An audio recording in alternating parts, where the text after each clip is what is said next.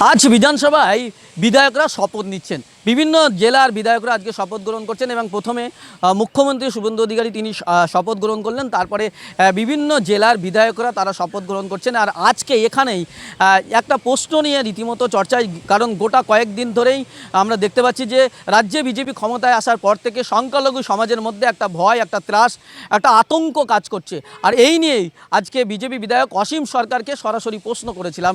তাকে প্রশ্ন করা হয়েছিল যে সংখ্যালঘু সম্প্রদায়ের মানুষজন যে বিজেপি ক্ষমতায় আসার পর থেকেই তাদের মধ্যে যে একটা ভয়, একটা ত্রাস কাজ করছে, এই বিষয়ে আপনারা কী অভয় দেবেন? সেই প্রসঙ্গে বিজেপি বিধায়ক অসীম সরকার ঠিক কী বলেছেন শোনাবো আপনাদের। সংখ্যালঘু সম্প্রদায়ের মধ্যে একটা ভয় কাজ করছে বিজেপি ক্ষমতায় আসার জন্য, সেক্ষেত্রে আপনারা কী অভয় দেবেন? দেখুন, প্রথম থেকেই সংখ্যালঘুদের একটা ভয় ধরানো হয়েছে। এটা ভয় তাদের ছিল না, কিন্তু তাদের ভয় পাইয়ে দেওয়া হয়েছে যে বিজেপি সাম্প্রদায়িক দল।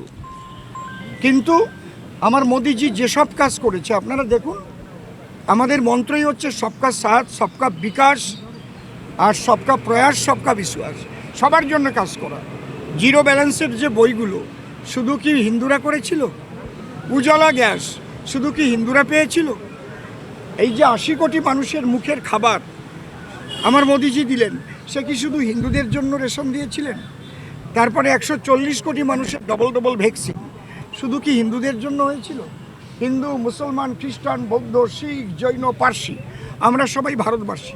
তবে কোন মুসলমান বিরোধী আমরা, যে মুসলমানরা ভারতে বসবাস করে বন্দে মাতরম বলতে পারে না, ভারত মাতা কি জয় বলতে পারে না, এবং পাকিস্তান ক্রিকেট খেলায় জয়লাভ করলে তারা এখানে বোম ফুটায়, বাজি ফুটায়, তারা হচ্ছে উগ্রপন্থী, তারা ভারতকে টুকরো টুকরো করতে চাইছে।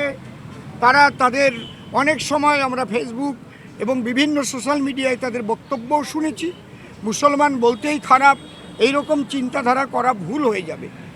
এই জন্যে মুসলমানদের মধ্যে আমাদের শ্রদ্ধেয় রাজ্য সভাপতি তিনি বলেছেন, বোম ফেলে দিয়ে তাদের হাতে কলম দেওয়া হবে, তাদের হাতে ল্যাপটপ দেওয়া হবে। মানুষ যখন শিক্ষিত হয় তখন তার জ্ঞানের আলো তার মধ্যে প্রবেশ করে, যে আমাকে কি শিখাচ্ছে বাচ্চা অবস্থা থেকে, যে এক হিন্দু ছাড়া, মুসলমান ছাড়া আর সব কাফের, এরকম শিক্ষা দিলে তাহলে কি হবে? বাচ্চা থেকে যদি এগুলো শেখানো হয়, বাচ্চা থেকে শেখানো উচিত, শুনোরে মানুষ ভাই, সবার উপর মানুষ, সত্য তাহার উপর নাই, এগুলো শেখানো দরকার। বহুরূপে সম্মুখে তোমার ছাড়ি কোথা খুঁজিছ ঈশ্বর, জীবে প্রেম করে যেই জন সেই জন সেবিছে ঈশ্বর। আমরা সেই শিক্ষায় শিক্ষিত হয়েছি। এই জন্যে আমাদের কাছে ওই হিন্দু মুসলমান নেই, যার মানবতা আছে, মনুষ্যত্ব আছে, সেই আমার আপন, যে ভারত মাকে ভালোবাসে, সেই থাকবে আমার পাশে, তার জন্য আমরা জীবন দিয়ে দেব। আর যারা ভারত মাতা বিরোধী, তারাই হচ্ছে জিহাদি, তাদের বিরুদ্ধে আমাদের লড়াই ঘোষণা থাকবে। মানে এদের দুর্নীতির কথা বলতে গেলে কোনো ভাষা পাওয়া যাবে না। সেই সরকারের পতন ঘটেছে। আজকে সমস্ত যারা বিধায়ক তারা শপথ গ্রহণ করবেন আজ এবং কাল। ভীষণ আনন্দের বিষয়। নিশ্চয়ই আপনারা দেখেছেন যে মাননীয় মুখ্যমন্ত্রী শ্রদ্ধেয় শুভেন্দু অধিকারী তিনি আসার সঙ্গে সঙ্গেই কিন্তু অ্যাকশন মুডেই আছেন। সমস্ত কিছু যা যা গ্যারান্টি দেওয়া হয়েছে প্রত্যেক গ্যারান্টি ফুলফিল করা হচ্ছে। আমরা বলেছিলাম যে আমরা আসার পরে 1 জুন থেকে মায়েদের ব্যাংকে 1500 নয় 3000 টাকা করে অন্নপূর্ণা ভাণ্ডারে ঢুকবে। সেটা মাননীয় মুখ্যমন্ত্রীও বলে দিয়েছেন। মায়েদের সরকারি বাসে কোনো ভাড়া লাগবে না। যেগুলো যে আপনারা নিশ্চয়ই এগুলো শুনেছেন, আপনারা ব্রডকাস্টও করেছেন। আজকে নূতন আলো, সেই নূতন আলোতে আলোকিত হচ্ছে পশ্চিমবঙ্গ। এতদিন অন্ধকারে ছিল, কোনো উন্নয়ন বলে কিছু হয়নি।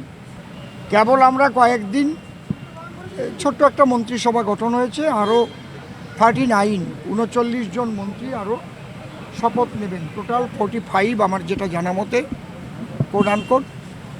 দেখতে পাবেন যে বাংলার কিভাবে উন্নয়ন হয়। শিল্প, তারপরে আরও যে বেকার সমস্যা, প্রথম আসার পরে আমরা যেটা কথা দিয়েছিলাম চাকরি বাকরিতে 5 বছর ছাড়, সঙ্গে সঙ্গে দিয়ে দিয়েছে। এটা একটা বিরাট ব্যাপার না? 5টা বছর ছাড় পাওয়া মানে 7ম পে কমিশন অনুপাতে বেতন পেয়ে যাবে। এটা আনন্দের বিষয়, সবার আনন্দের বিষয়। এই জন্যে মানুষ ঢেলে ভোট দিয়েছে। যারা ভোট দিতে কোনো দিন পারেনি, এত স্বচ্ছ ভোট হয়েছে। এই ভোটটা না দিদিমণি মানে হজম করতে পারছে না, এই জন্য উনি বলছেন এইভাবেও কি ভোট হয়? না, ওভাবে ভোট হবে কেন? ভোট লুট করে ভোট হয়, গণনায় কারচুপি করে ভোট হয়। এবার আমি আগে থেকে বলেছিলাম, যদি পোলিং এজেন্ট কোনো দলের নাও থাকে, কাউন্টিং এজেন্টও যদি না থাকে, সঠিক ভোট হবে, সঠিক পোলিং হবে, একটা মাছিও ঢুকতে পারবে না, এবং সঠিক কাউন্টিং হবে। আমি এত বড় কথা আগেই বলেছিলাম, এত সুন্দর ভোট হয়েছে, উনি এটাকে হজম করতে পারছেন না। এই জন্যে গদি থেকে উনি নামতেও চাননি। দেখেন না, আজ পর্যন্ত ইতিহাসে হয়নি কোথাও যে হেরে গিয়েও গদি থেকে নামতে চায় না। মানে এতটা লজ্জাহীনা, বেহায়া আমি জীবনে কোনোদিন দেখিনি। দাদা, যে আইপ্যাকের ঘটনা আমরা দেখেছিলাম, যে ইডি যখন আইপ্যাকের অফিসে পৌঁছেছে, স্বয়ং মমতা বন্দ্যোপাধ্যায় সেখানে পৌঁছেছিলেন এবং তিনি বলেছিলেন যে দলের সুপ্রিমো হিসেবে গিয়েছে। কিন্তু দেখা যাচ্ছে যে ভোটের ফলাফল ঘোষণা হতে তৃণমূল কংগ্রেস তারা বলছে যে আইপ্যাকের সঙ্গে তাদের কোনো সম্পর্ক নেই, আইপ্যাক তাদেরকে ঠকিয়েছে। কি বলবেন? এর পেছনে একটা কারণ।